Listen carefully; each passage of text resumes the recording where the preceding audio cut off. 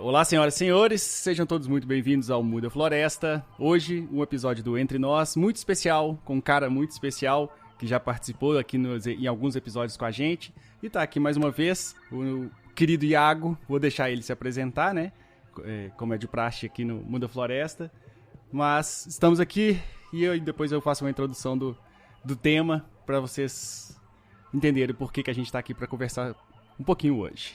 Então, por favor. Bem, pessoal, eu sou o Iago Santos, eu sou um engenheiro ambiental que trabalha hoje com projetos de mudança climática na Amazônia, entendendo como é que a Amazônia afeta o clima e vice-versa.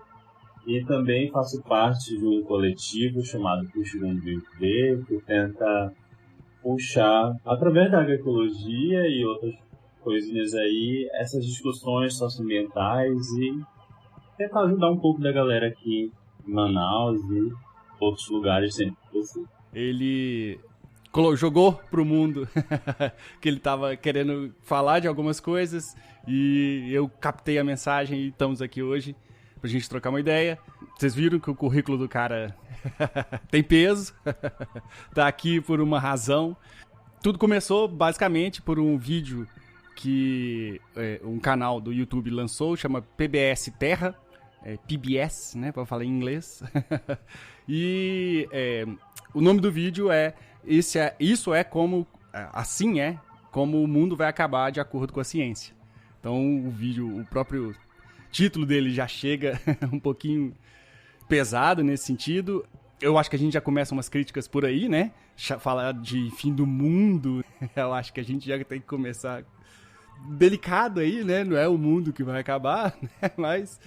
E aí esse vídeo levanta algumas questões em relação, claro, às mudanças climáticas principalmente, e por isso que o Iago está aqui querendo falar sobre isso, que ele tenta levantar, o vídeo, né, em si tenta levantar uma visão da questão climática, mas, claro, é um vídeo estadunidense, né, então tem uma visão um pouco... nortista no nosso norte, né? O nortista do povo norte global, né? Nesse caso. Mas tem uma visão um pouco mais da questão da economia, né? E de como que as mudanças climáticas, em geral, afetam várias coisas em cadeia de que a gente acaba não levando em consideração. E aí eu queria começar, então, com um questionamento, para quem está ouvindo a gente, no caso, de que o próprio vídeo faz esse questionamento, de se você tivesse uma chance de acontecer alguma coisa com você de 20% de chance numa semana, uma em 5. Cada 5 coisas que você fizesse na semana, uma daria muito errado. Que você sairia de casa, você teria, né, essa vontade, e não é muito errado assim, perder o ônibus, não, é quebrar uma perna de ficar o mês inteiro no hospital. Então, assim, e quando a gente leva isso em consideração para até equipamentos, né, que a gente usa no dia a dia, então, o próprio celular, se um celular tivesse 20% de chance de explodir na sua cara, ele não seria vendido.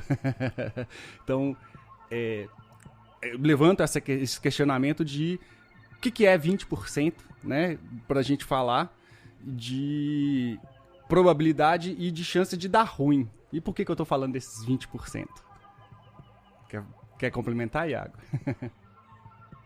Bem, basicamente no vídeo fica claro de que 20% dos cenários que a ciência modela para o futuro próximo e com as mudanças climáticas, esses cenários são extremamente catastróficos. São cenários de pior coisa possível.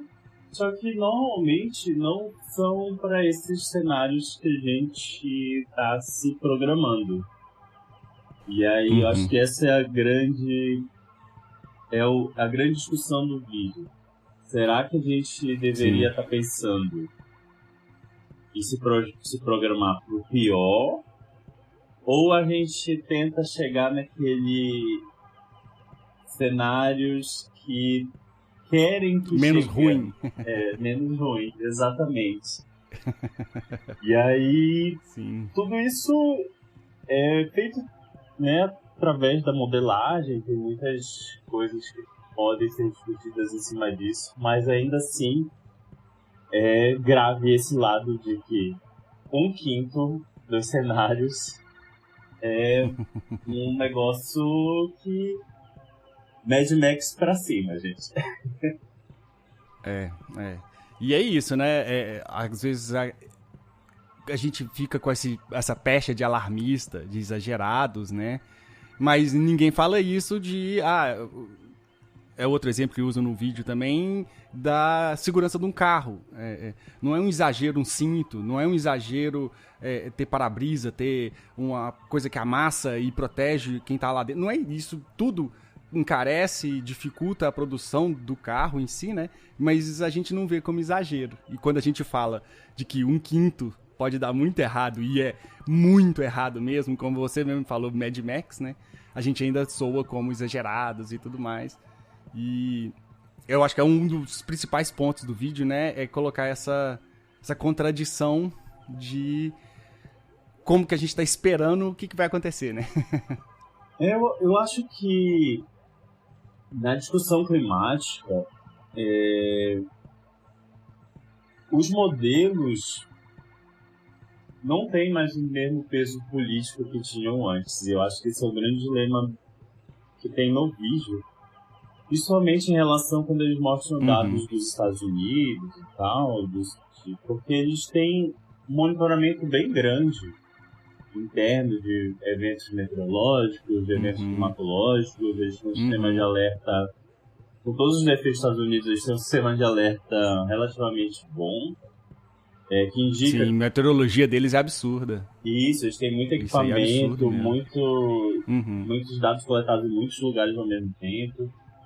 Então, eles conseguem dizer assim, ó, tornado tá na avenida tal, sabe? Esse tipo de coisa. Aqui a gente recebe um alerta da Defesa Civil falando que vai ter uma chuva severa que tem risco de deslizamento. Que já passou a meia hora. Não sabe onde foi, o que tá rolando.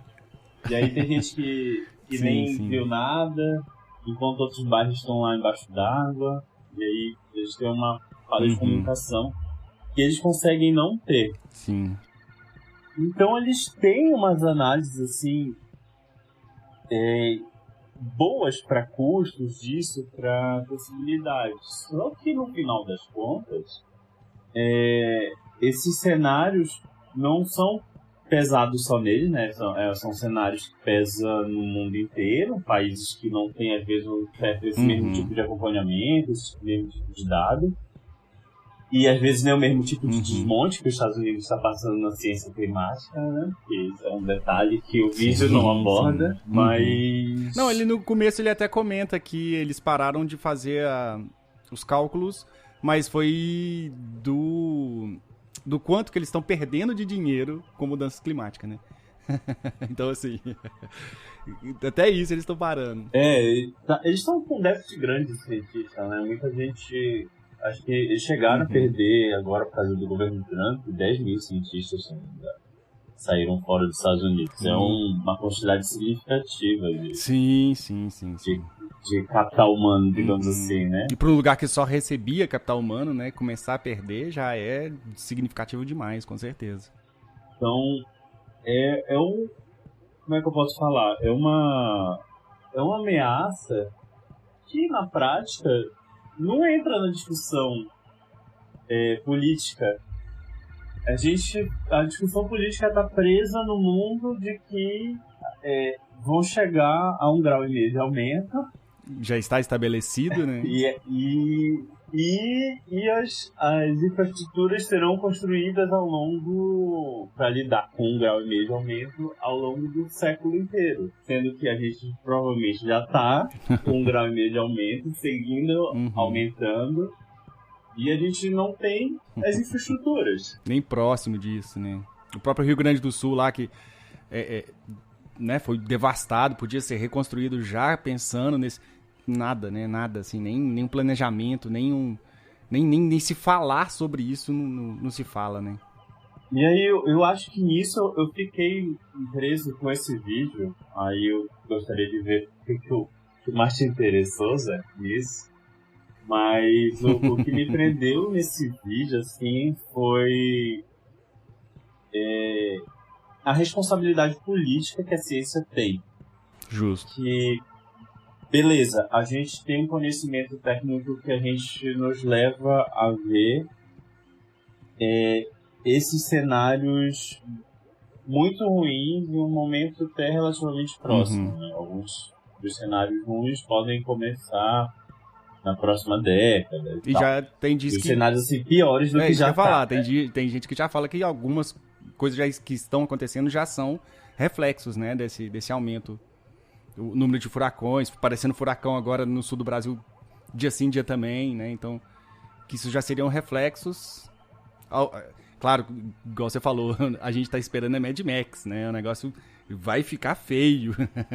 Então a gente ainda já tá começando a sofrer essas consequências, mas que não para aí não, né? É um acúmulo de coisas, né? Eu acho que esse é o grande detalhe disso, porque existe essa responsabilidade política dos cientistas e, infelizmente, a gente não tem uma cultura de cientistas que se envolvam com projetos coletivos, digamos assim. Eu não digo nem necessariamente na política institucional, porque eu acho que até é vantagem estar fora dela, digamos assim, né? Como a ciência como algo que pode bater de fora. Sim. Mas dentro de outras formas de política, né? De estar fazendo pressão, de estar fazendo algum tipo de respaldo. Porque a gente tem uma responsabilidade com o que a gente constrói, principalmente que a ciência é feita com dinheiro público, né? Já começa por aí. E a gente tem que devolver. Só que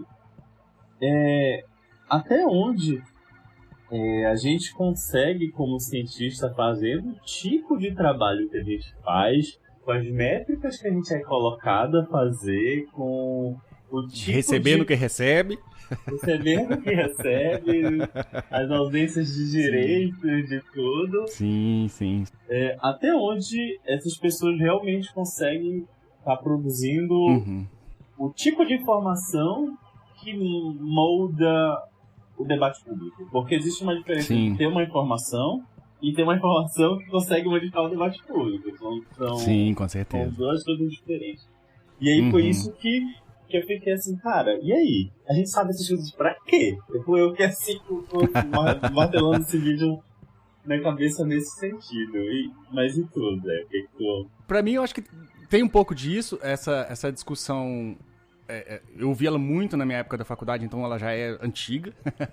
Só que eu tô formado tem quase 15 anos, então já tem um pouquinho que eu escuto esse tipo de coisa. Ela acaba caindo um pouco na divulgação científica, que eu acho que se ficar só na divulgação científica também é uma sobrecarga que não cabe, é só a divulgação científica, né? E disso, de que você trouxe muito bem... de como que o pesquisador também tem que ter esse tempo para voltar esse dinheiro, né, que é o dinheiro público, para as pessoas que pagaram aquela ciência ser feita, né, e trazer esse resultado para influenciar na opinião pública e tudo mais. É uma discussão difícil, assim, né? Eu não sei, não vou ser o que vou trazer soluções prontas aqui agora de qualquer jeito, não sou esse maluco. Mas é uma questão, sim, temos que fazer essa discussão. Eu acho que até por isso que eu quis trazer você pra gente trazer isso aqui no podcast, essa ideia, deixar isso aqui gravado, né? De como que a gente tem essa inquietação de todo jeito, né? E uma coisa do vídeo, assim, eu acho que o que mais ficou martelando na minha cabeça foi essa questão dos 20%.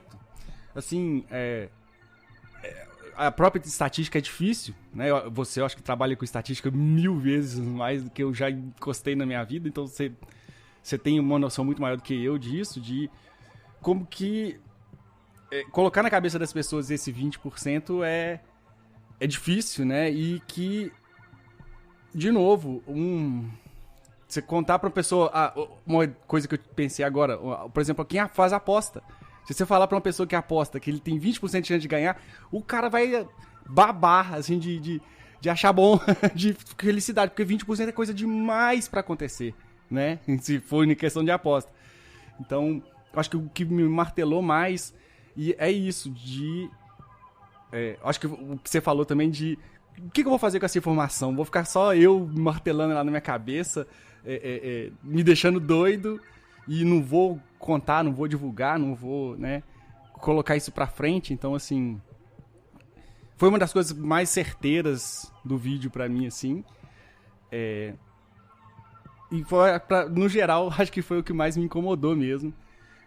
Porque a maior parte dessas informações, eu acho que pra gente que tá o tempo inteiro falando de clima e tudo mais, a gente acaba que já viu muita coisa que tava no vídeo, né? Mas, de toda forma, colocado dessa forma de problemática e de urgência, acho que foi o que mais me incomodou nesse sentido. Mas e pra você, né? O que você achou assim, mais certeiro ou o que eles se simplificaram demais, né?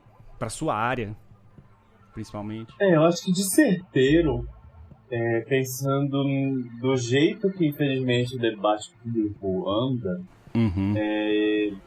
eu lembro de ter crescido em um momento em que se falava assim, não, a gente não tem mais energia renovável porque é caro. É muito caro, então vamos usar combustível fóssil porque é mais barato, os países não conseguem manter. E realmente o preço era muito diferente do que é hoje. Só que hoje a gente já vive num mundo que, por exemplo, a energia renovável é mais barato na maioria dos casos. Não são todos os casos, obviamente, né? Na maioria dos casos, do que energia fóssil. E o vídeo usa esse argumento monetário. Então eles falam muito de como é que isso vai diminuir a exportação de commodity, como é que isso gerou uma crise dos seguros, como é as que o rotas de mercado comércio vão ser afetadas. Como é que... Eles estão muito... É isso que a gente comentou no começo dessa visão estadunidense demais, é tudo dinheiro, tudo money, money, money, né? Então... E também desculpa te interromper, mas isso é uma coisa que eu ouvi também desde criança, era que a gente tinha que ter uma proposta de dinheiro na resposta climática para ela fazer sentido. E aí esse vídeo eu acho que é o que ele tenta bater nessa tecla o tempo inteiro, mas é esse cheiro de Estados Unidos o tempo inteiro também, né? Não tem jeito. Tipo assim, eu entendo, é isso que eu falo. Eu acho um ponto positivo mostrar, até aqui, beleza, vocês querem falar de dinheiro? Não sei se é o ponto do vídeo, porque eu não sei como é que o pessoal da PBS exatamente pensa. Sim. Mas, tipo assim, vocês querem falar de dinheiro, tá aqui um argumento financeiro. Só que, na prática, quando eles estão falando de cenários e tudo mais, tem coisas muito mais complexas do que os efeitos econômicos que a gente consegue medir. Sim, E aí eu acho que é aí que entra com a minha área, que tem efeitos sobre os ecossistemas que a gente ainda não tem noção da variação de resposta que vai ter. Então a gente sabe que a direção, por exemplo, assim, sei lá, a Amazônia vai ficar mais seca. Então, se ela ficar mais seca, a floresta vai morrer, blá blá blá. Isso é uma simplificação muito grande e a gente sempre tenta trabalhar com simplificação que a gente não mede tudo, certo? Só que quando a gente fala assim, beleza, a Amazônia vai ficar mais seca, mas quais são as espécies que vão aguentar mais? Quais são as espécies que vão aguentar menos? A gente está criando um cenário totalmente diferente, porque, por exemplo, assim, se a castanha está num grupo que aguenta mais e não do grupo que aguenta menos, quem vende castanha, vive da castanha, extrator da castanha, ou quem, sei lá, depende de alguma maneira de comer cutias, que mora na floresta comendo cutias, vai ter um cenário diferente de quem vive de uma outra espécie que vai ser afetada primeiro. E aí, o que vai acontecer com essas pessoas, com essas espécies, para onde elas vão? Então a gente vai aumentando uma rede de complexidade a lá efeito borboleta mesmo. As coisas vão tendo efeitos cascata. E a gente ainda está melhorando os modelos para certas coisas assim. Então a gente tem modelos muito bons para quanto de temperatura vai aumentar, a gente tem uma precisão absurda. Quanto de chuva vai ter, a gente tem uma precisão absurda. Quanto de de eventos físicos, digamos assim, vão acontecer, a gente tem uma quantidade de dados excelente. A gente vai criar um futuro muito parecido, porque os dados estão muito, que a gente projetava, estão batendo muito com a realidade agora. Só que quando a gente começa a ter esses efeitos, que até no vídeo fala dos tipping points, né, dos pontos de não retorno, dos principais ecossistemas, não tem o sistema físico da Terra funcionando, blá blá blá, a gente começa com uma variação de resposta dentro dos cenários ruins que a gente não consegue estimar o custo econômico. Então a gente pode, sei lá, de ter um custo supostamente, sei lá, um modelo de chuta aí, não, vai ter um custo de 200 bilhões ao ano. Mas, de repente, porque tal lugar a população toda foi afetada e todo mundo teve que migrar, esse custo, de repente, triplicou do nada por um único evento. Pagando de velho da Cal, mais uma vez, que você falando essas coisas a gente consegue medir, não só medir, mas como a gente já tem previsões disso há anos de que isso iria acontecer. E que os modelos que você está falando, assim, que a gente usa para se basear, né, como que vai acontecer, e não, também já são modelos antigos e que a gente já está falando deles há muito tempo, né? Então, assim, de novo, volta para aquilo que você já falou de como que a ciência vai divulgar isso, passar isso para influenciar realmente no debate público, né? Porque falar que a gente já tem isso há muitos anos, eu já falo há muitos anos. Então, assim, tentar mudar um pouco essa visão, né? Eu acho que a gente fica muito focado na mitigação, no final das contas, né? Só do que vai acontecer e não diminuir o nosso impacto também, né? De certa forma. Eu acho que isso é um ponto positivo no vídeo, que eles falam sobre o exemplo do carro, do manejo de risco, né? De se preparar para o pior.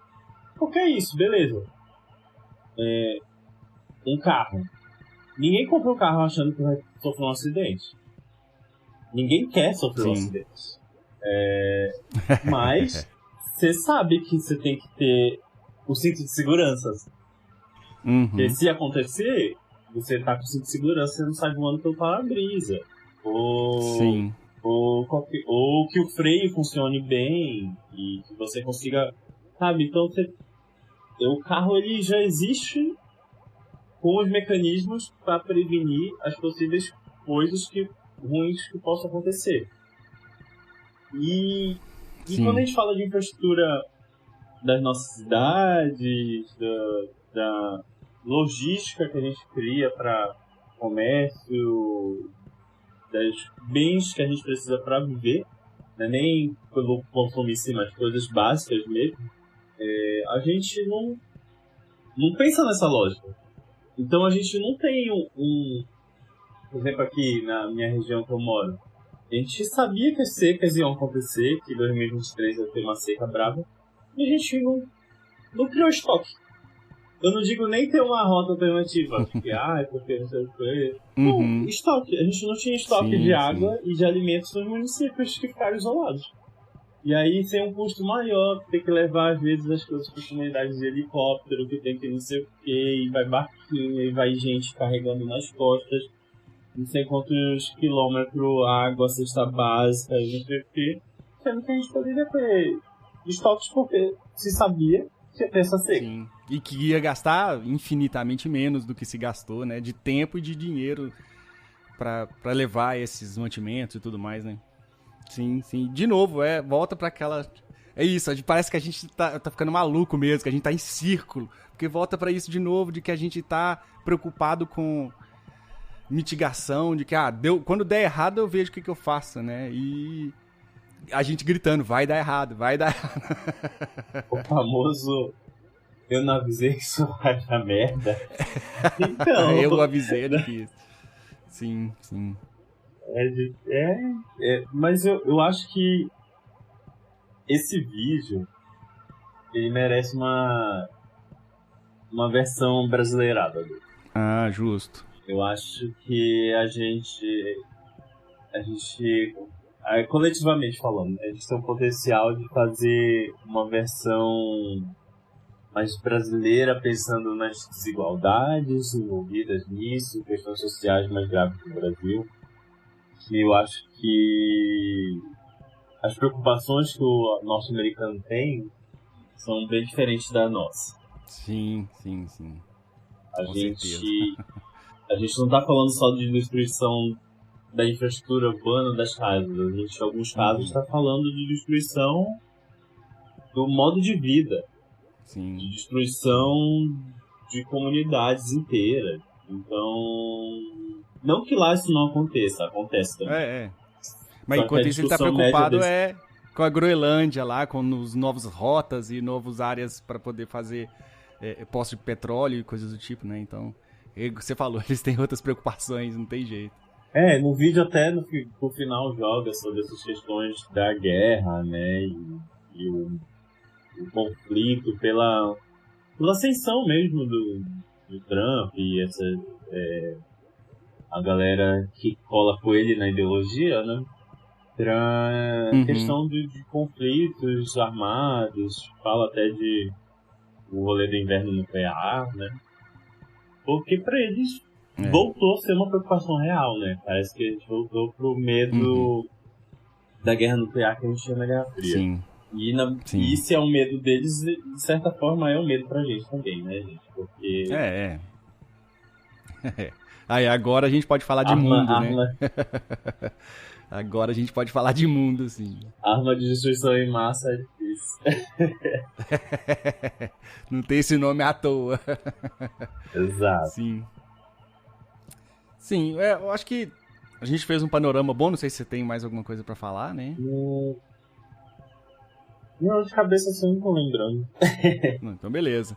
Acho que é isso. Se você quiser deixar algum recado, né? Algum mensagem final sobre, principalmente, do seu ponto de vista, de quem tá realmente trabalhando com isso, né? Tá vendo os dados na sua mão, literalmente, né?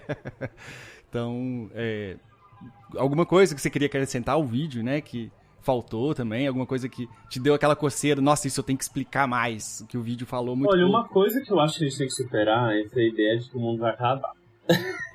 Justo. Eu acho que a gente tem que superar essa ideia. Eu acho que a gente tem que começar, e não eu nem quero entrar muito na discussão que a gente entra sobre isso, mas eu acho que a gente tem que começar a nomear as coisas que vão acabar. Porque a gente começa a fazer uma qualificação do debate, digamos assim. Então, tipo, não é só... E aproxima mais, né, do dia a dia, né? Exato. Então, tipo, não é só... a água vai acabar. Pera, a água vai acabar onde, como, por quê, pra quem e o que fazer, sabe? É muito diferente do que dizer a água vai acabar. Porque existe uma lógica da gente estar em protesto e eu escrever uma plaquinha num papelão e só cabe escrever a água vai acabar. Outra coisa é a gente estar fazendo um debate público. De estar discutindo em conjunto sobre como isso vai acontecer. Então eu acho que a gente tem que substituir o mundo vai acabar por tem tal coisa. Então na educação preso na crise climática mesmo. Na educação a crise climática afeta desse jeito. A saúde é afetada desse jeito. A água é afetada desse jeito. Então, tipo, eu acho que a gente tem que começar a qualificar o debate. Então eu acho que a gente acaba superando essa ideia de que o mundo acaba, porque, assim, mesmo que a gente entre o cenário do Mad Max, o mundo não acabou. As pessoas estão lá, tem bicho, que eles comem bicho, tem planta, que eles comem alguma coisa ali, e as pessoas estão morando. As pessoas têm que dar um jeito de viver bem naquele mundo. Infelizmente, viver bem naquele... É um mundo de merda. É um mundo de merda. Mas as pessoas dão um jeito. Tanto que no último filme lá que eu vi, as pessoas tinham justamente uma base perto de um poço de água, onde os caras... Tinha uma sociedade horrível ali? Tinha uma sociedade horrível ali. Mas as pessoas estavam tendo que se virar pra viver. E é isso, o mundo continua existindo. E eu acho que outro ponto que acho que é válido pensar sobre esse tipo de dados eu acho que a gente tem que fazer uma discussão científica mais ampla possível sobre a crise climática. Porque eu trabalho já há uns anos com projetos de crise climática. Eu trabalhei até na Embrapa como estagiário em projetos de tecnologia para lidar com a crise do clima. Então já tem Sim. quase 12 anos já que eu estou nessa área. E a gente tem um acúmulo muito grande, mas as figuras que aparecem publicamente para falar de crise climática normalmente são as pessoas da física. Que, obrigado pelo seu trabalho, sem vocês a gente não saberia a escala do problema climático que a gente está. Mas essas pessoas da física, elas têm uma limitação de como elas vão realmente abordar, como é que ecossistemas são afetados, como é que as sociedades são afetadas, como é que as questões sociais são afetadas. Então, a gente tem uma comunidade científica ampla que está trabalhando com modelos, que está trabalhando com soluções, que está trabalhando com medições reais em todas as áreas imagináveis, só que a gente não consegue que esses trabalhos ou ganhem visibilidade, ganhem tração, ganhem recurso, porque a gente está preso numa única discussão, será que a temperatura vai ser 1,5? Será que ela vai ser 2,5? Será que ela vai ser... E não se a temperatura for 1,5, acontece o quê? Se a temperatura for 2,5, acontece o quê? E o que a gente faz? Tá? É isso que eu ia falar. E o principal, né? O que a gente faz, né? Não adianta também só falar... E aí, né, voltando ao episódio que você participou falando da COP, né? A gente tem todo o banho de água fria de como que a COP abordou, né, as mudanças climáticas e no próprio relatório, e eles evitam um monte de palavras, um monte de termos que a gente está cansado de bater nessa tecla, eles ficam cheios de dedos para não melindrar não sei quem, né? Mas Eu acho que quando a gente conseguir ampliar realmente essa discussão, a gente consegue ampliar também as coisas que a gente vê como alternativa. Então, acho que a gente tira um pouco do peso até midiático do que uma COP tem para ganhar peso midiático em outros espaços de discussões que são mais práticos às vezes, mais diretos. Sim. Porque não adianta... Chega mais gente. Porque não adianta a gente ter, sei lá, governos que estejam alinhados com bem da COP, digamos assim, e vai pra prática estão furando mais poços de petróleo e... Não sei de quem que você tá falando. Não, ficção, não né? sei, Ficção. Foda. Aí, eu acho que é isso. A gente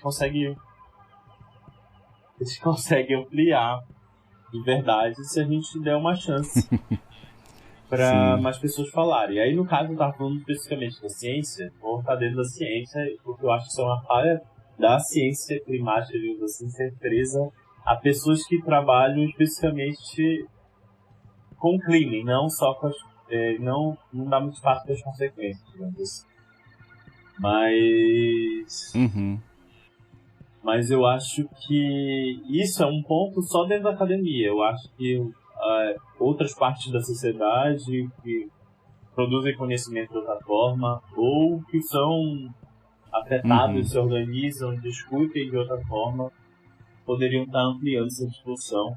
E a gente poderia ter um vídeo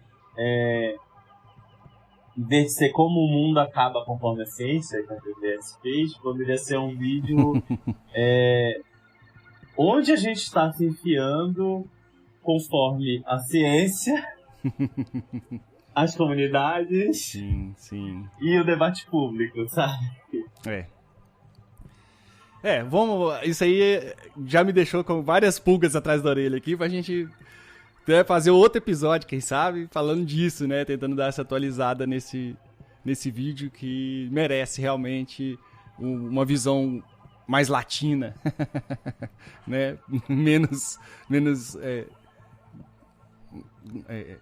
do norte global, no caso. Menos monetária. Menos monetária, principalmente, com certeza. Não, é o tempo inteiro dinheiro, né? Sim. Mas beleza, eu acho que é isso, Iago, né? Não quero também me prolongar demais nesse sábado de manhã. Muito obrigado, valeu demais por esse papo, por essa conversa, por estar aqui, né? Disponibilizar sua voz e seu conhecimento para a gente falar sobre isso. Aqui no Muda Floresta a gente gosta de bater nessa tecla o tempo inteiro, né? De como que a gente tem que enfrentar, não trazendo agroecologia e agrofloresta como uma solução mágica, nem, né, nada do tipo, mas disso, de levantar pontos diferentes de vista e pontos diferentes da gente agir, né? E de conseguir chegar nas pessoas e conseguir falar um pouco sobre essas mudanças e tudo mais. E muito importante seu trabalho também, né? Claro. E, se você quiser voltar para falar mais, fique à vontade. Fica sempre aberta as portas para você. Para os ouvintes que ouviram a gente até aqui, eu acho que a gente, para mim pelo menos, fica um pouco nisso dos 20%. Eu vou voltar para eles, que ficam na minha cabeça. Então, para você aí que está ouvindo a gente, o que você deixaria de fazer se você sabe que 20% de chance de dar muito errado? Não é pouco, não. Você entraria num carro, você ligaria um celular, ou entraria num avião, né? Que tem 20% de chance de cair.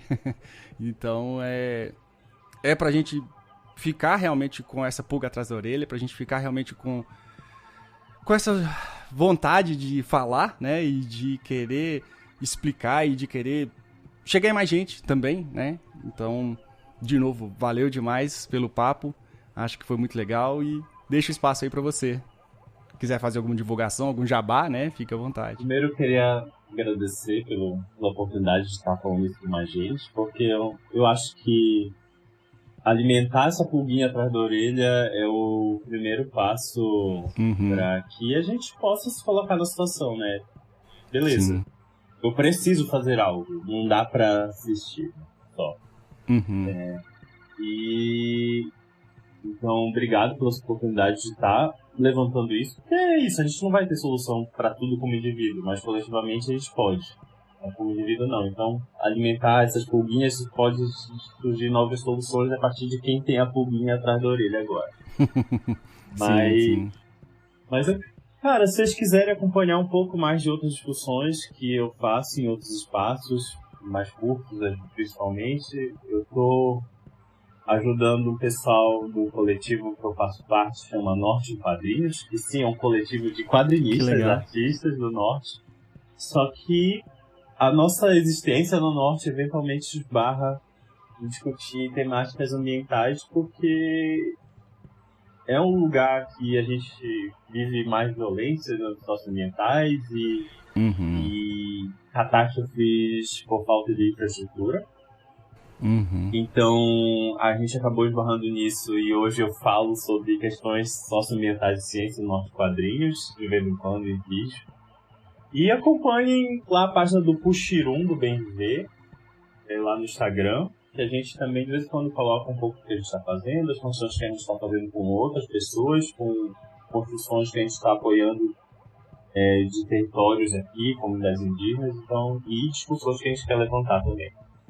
Então acompanhe lá que eu estou por lá. Fechou, muito obrigado. Eu vou deixar esses links, né, todos na descrição do episódio, para quem quiser acompanhar e aconselho a acompanharem, que realmente é um trabalho muito importante para dar visibilidade ao norte do Brasil, que é muito importante, e aos quadrinhos, que eu gosto muito também. Então é uma junção muito legal e eu agora vou ter que acompanhar também.